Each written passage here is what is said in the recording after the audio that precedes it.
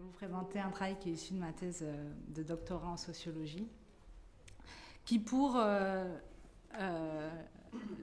littérature internationale est une question relativement classique, à savoir pourquoi les inégalités sociales de mortalité sont plus faibles chez les femmes que chez les hommes. Et pour quelqu'un comme Sarah Harber, c'est pas des choses nouvelles puisque c'est traité depuis les années 90.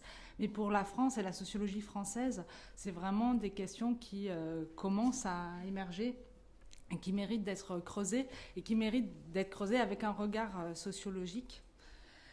Donc je commenterai brièvement ce graphique qui est issu des derniers chiffres de l'INSEE sur la mortalité par catégorie socioprofessionnelle.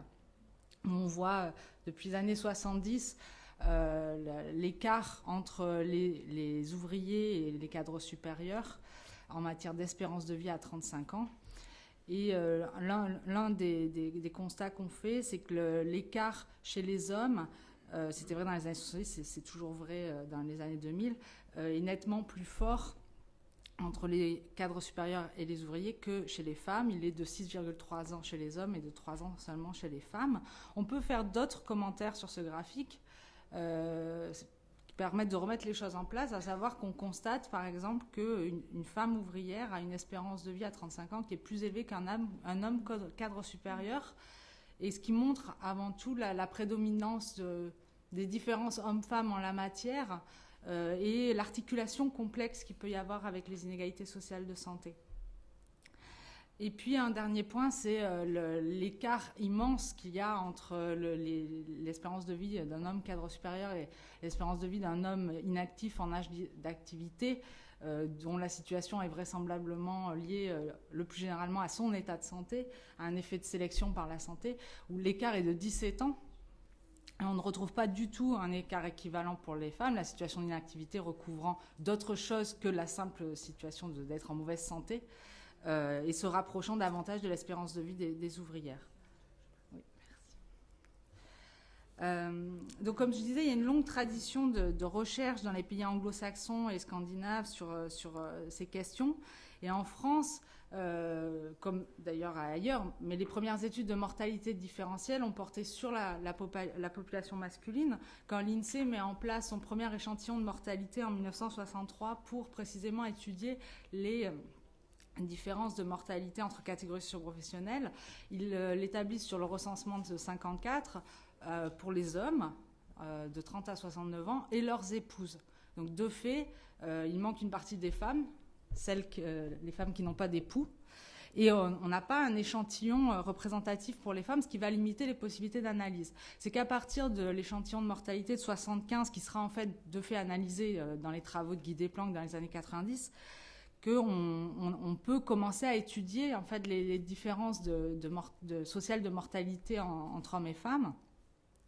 Et dans la littérature, assez rapidement, on voit que se développent deux modèles d'analyse des inégalités sociales de santé. Un modèle d'inégalité de classe pour les hommes qui se rapproche aux déterminants professionnels et socio-économiques, et un sentiment d'un modèle inadapté pour expliquer les inégalités sociales chez les femmes, avec la définition d'un modèle d'analyse propre qui s'appuie sur les rôles multiples et qui tient compte des dimensions professionnelles et familiales. Et ça aboutit à avoir deux modèles d'analyse distincts, un pour les hommes, un pour les femmes, et à ne pas comparer.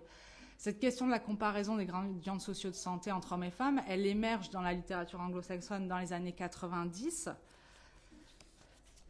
Et les premiers travaux empiriques sur cette question qui cherchent à expliquer pourquoi les inégalités sociales de mortalité sont plus faibles chez les femmes que chez les hommes, finalement mettent en tout cas en évidence dans certains pays occidentaux, pour l'étude de Mackenbach, c'était aux États-Unis, en Italie et en Finlande, il me semble, mettent en avant l'hypothèse de la structure des causes de décès masculins et féminins, et notamment qui absorbe en fait entièrement la différence d'ampleur, et ça viendrait de faibles inégalités sociales de mortalité par tumeur chez les femmes, et notamment de ce résultat qui est en train de changer, mais de la surmortalité par cancer du sein des femmes les plus diplômées, et donc d'une inversion du gradient social de santé.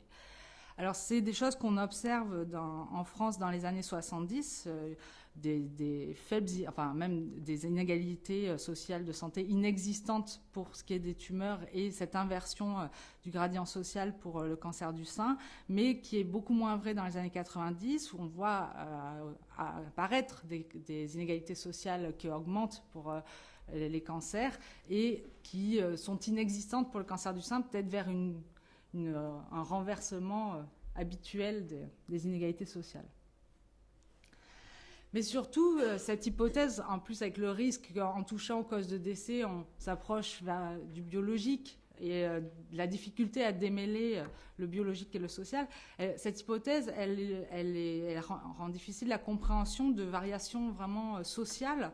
Il se trouve que le constat même de est-ce que les inégalités sociales de mortalité sont plus faibles chez les femmes varie en fait en fonction de l'âge. C'est surtout vrai à l'âge adulte. Ce constat, il varie aussi selon la mesure de la position sociale qui est utilisée. Les inégalités sociales de mortalité vont être plus fortes si on utilise la profession du conjoint ou le diplôme pour les femmes que si on utilise leur propre profession. Et le constat, c'est-à-dire que les inégalités sont moindres chez les femmes, c'est surtout vrai au sein de la population mariée.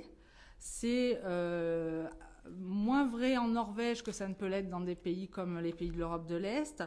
Ça tendrait à se réduire, donc il y aurait un rapprochement entre hommes et femmes.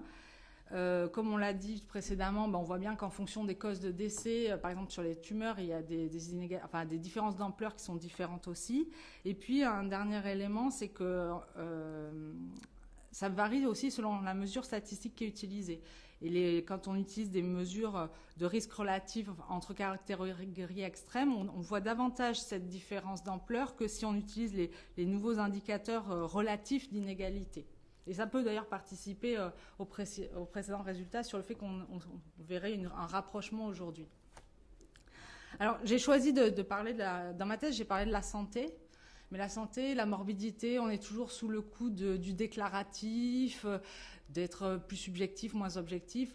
Je préférais vous retranscrire les résultats d'Isabelle Robert-Bobet et Christian Monteil sur la mortalité, parce qu'a priori, c'est moins discutable, parce que quand même, l'enregistrement des décès a quelque chose d'objectif. Et donc, c'est une des premières études françaises qui tient compte de la situation familiale au même titre que des caractéristiques socio-professionnelles.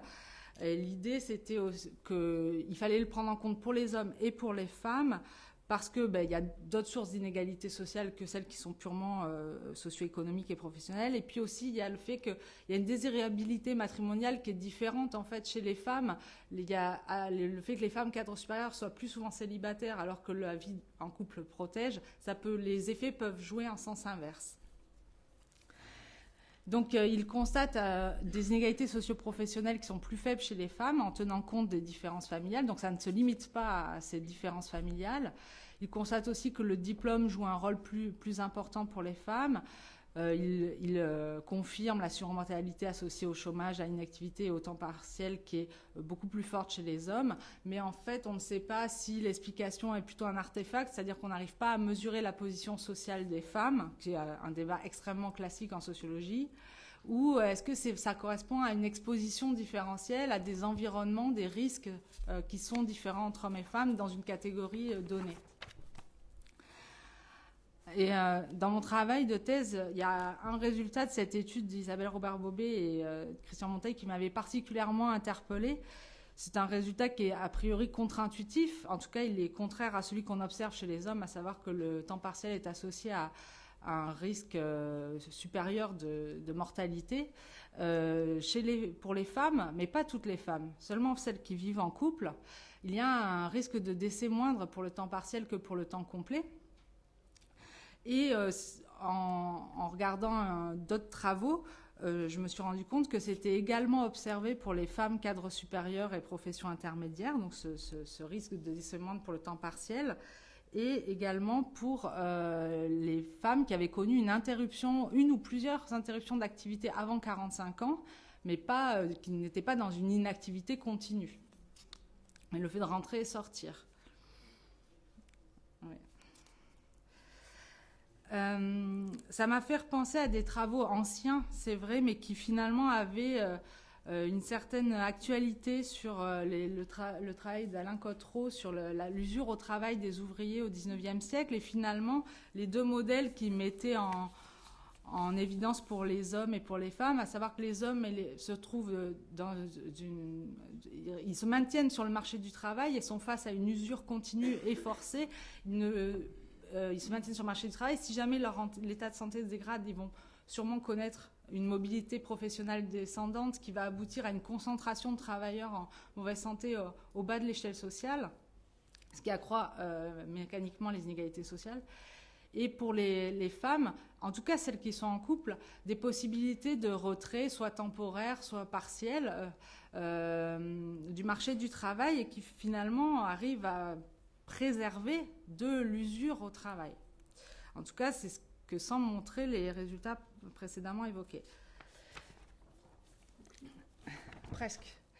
Cette hypothèse me semble attestée par le fait qu'elle permet de rendre compte de pourquoi la différence d'ampleur est plus forte aux âges actifs, c'est-à-dire quand l'effet de sélection par la santé s'exerce, pourquoi le diplôme qui est déterminé en début de vie active et qui n'est pas soumis à cet effet de sélection semble mieux marcher pour mettre en évidence des différences de mortalité chez les femmes. Pourquoi cette différence est particulièrement marquée chez les personnes mariées, puisque ce sont précisément ces femmes-là qui ont la possibilité de se retirer. Pourquoi dans des pays comme la Finlande, la profession joue plus parce que les femmes travaillent plus à temps complet aussi. Par contre, ça ne permet pas encore, en tout cas, d'expliquer des raisons plus médicales sur pourquoi, c'est vrai, sur le cancer. Enfin, en tout cas, il faudrait que je travaille davantage sur cette question, enfin, en fonction des causes de décès et puis des mesures purement statistiques. En conclusion, c'est une hypothèse qui me semble souvent négligée. Pour ça, j'y vois trois raisons. La première, c'est que l'effet de sélection par la santé n'est pas la cause principale, ça a été montré, des inégalités sociales de santé. Mais c'est pas parce que c'est c'est une cause secondaire pour expliquer ce phénomène que c'est forcément une cause secondaire pour expliquer d'autres phénomènes et pour expliquer justement cette différence entre hommes et femmes dans l'ampleur du gradient social.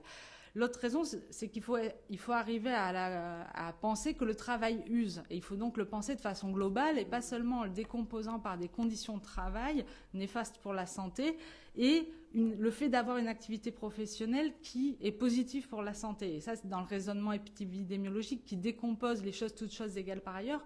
Finalement, on en arrive à ne pas voir que le travail peut user, même si le fait de ne pas avoir de travail est pire que tout en termes de santé.